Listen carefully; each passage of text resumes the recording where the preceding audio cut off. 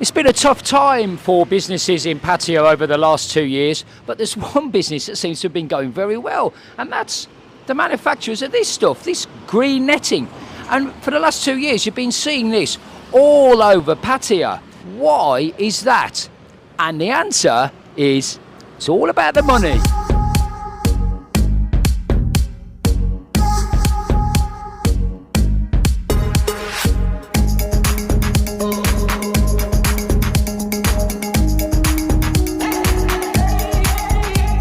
Thailand is a country where they have a tax on signage. So if you're a business owner like me and you've got your signs out in front of your business, you have to pay a tax on them. And it's a strange way it's calculated, like all tax matters really. First of all, obviously, the size of the sign is really important. And they sometimes come around, the people from City Hall, and actually measure with measuring tapes the size of your signs, the one they can get to. But sometimes signs like this one, for example, the Wi-Fi free zone, they just have to guess how big it is because they're not sure. Another thing that you'll find on Thai signs is that there's a little bit of dual pricing going on there. Well, actually not a little bit, a lot. If your sign is just in the Thai language, you'll pay a small amount of tax on it. If it's in dual language, which means that it's mainly in English, but there's a transliteration of that sign in Thai, above the English language on the top on the right-hand side, you'll pay less tax. If it's just in English, you'll pay actually 20 times the amount of tax that you would if your sign was just in the Thai language.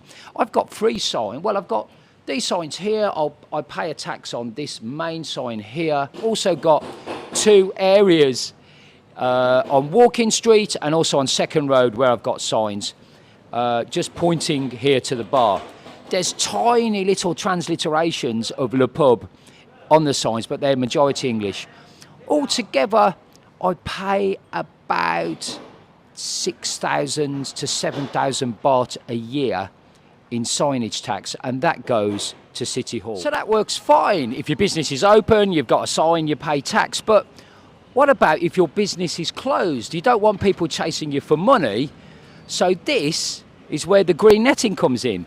They cover up the sign with a green netting or something else, which is more convenient, so you don't have to pay the signage tax. The good news is that most businesses are looking to open as soon as they possibly can. That's why they're not taking the signs down.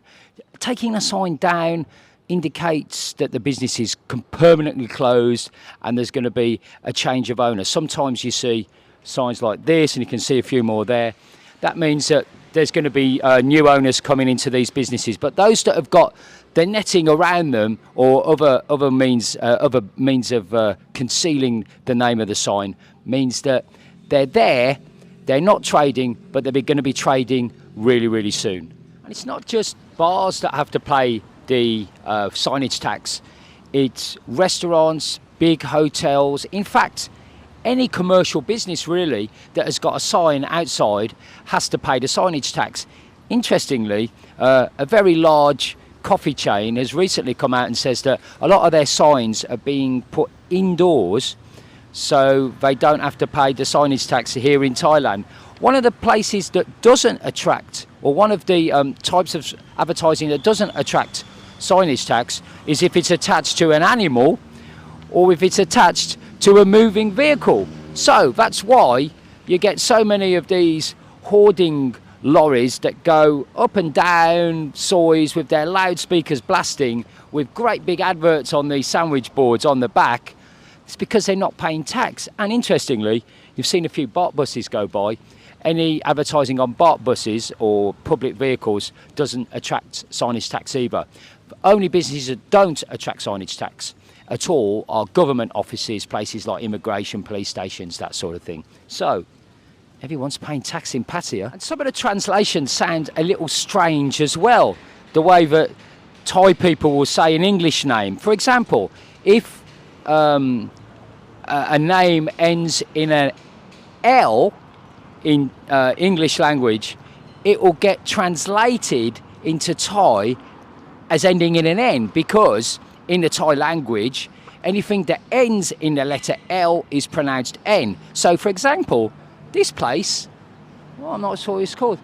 ขอโทษครับร้านนี้ชื่ออะไรครับเรียกว่าอะไร Central Festival not Central Central Central oh Central oh ครับคุณครับ oh ครับคุณมาครับ gonna go into Central and have a look.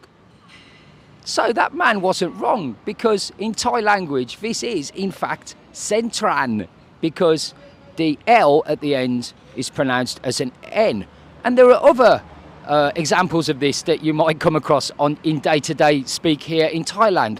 Football is football, and the big one, of course, is the bill that you get when you go into a bar.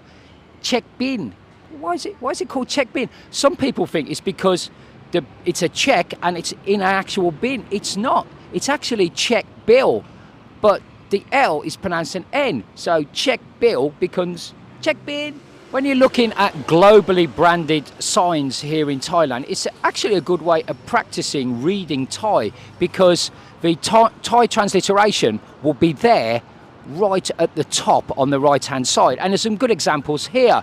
For example, this Fuji restaurant, you can see the transliteration is at the top. Have a look at the MK restaurant transliteration. It's up there, and it actually has got what's called a little sign over the last letter, which is called a garan. Any kind of Western name has that garan right at the end, which means that the last letter isn't pronounced. So, for example, MK restaurant, if you read it in Thai, becomes MK restaurant. The Thais aren't saying it wrong. It's just the way their language is. Sometimes translating signs can go a little bit wrong, and there's a really good example here, actually, just outside Central. This says Ham dit bragat, which means don't touch the sign, don't cover the sign. But the way that it's been transliterated or translated, obviously they've used Google Translate.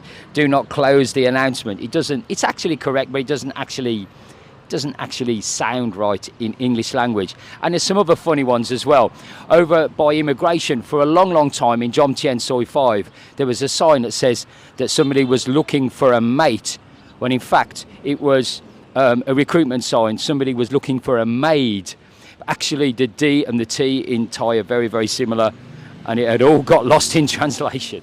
Now, all of this means that sometimes there are some really, really funny signs that you see here in Thailand, and you can find them on the internet. And what I'm going to do at the end of this video right now, I'm going to leave you with a few of my favourites. Have you seen a funny sign?